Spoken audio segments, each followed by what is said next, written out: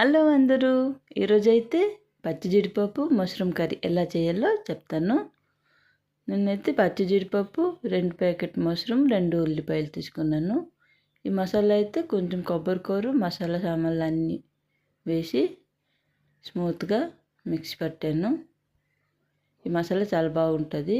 ఇంకో ప్యాన్లోనే ఆయిల్ వేడి చేసి ఆ మష్రూమ్ అంతా క్లీన్ చేసి కట్ చేసి ఫ్రై చేయాలి. ఇది ఎక్కువ ఫ్రై చేయకూడదు, కొంచెం ఫ్రై చేస్తే బాగుంటుంది. ఎక్కువ ఫ్రై చేస్తే కర్రీలో టేస్ట్ అంత రాదు మష్రూమ్.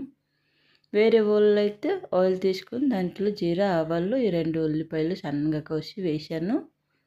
అవి కొంచెం ఫ్రై అయ్యాక దాంట్లో జీడిపప్పు వేసి కొంచెం ఫ్రై అయిన తర్వాత కొంచెం పసుపు గుండ వేయాలి.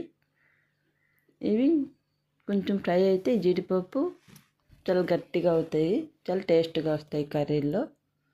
అవి ఫ్రై అయిన తర్వాత ఆ మసాలా పేస్ట్ ఉంటాయి కదా, అవన్నీ వేసేయాలి.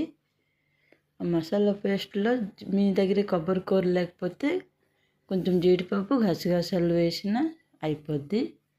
దాంట్లోనే మీకు కర్రీకి సరిపోయేలాగా ఉప్పు కారం వేసి మొత్తం కలిపేసి ఆ మష్రూమ్ వేసేయాలి. ఆ మష్రూమ్ కొంచెం ఫ్రై అయ్యాక వాటర్ వేసి దాంట్లోనే లాస్ట్లోనే కొంచెం మసాలా గుండ కొంచెం షుగర్ వేస్తే సరే, కర్రీ అయితే రెడీ.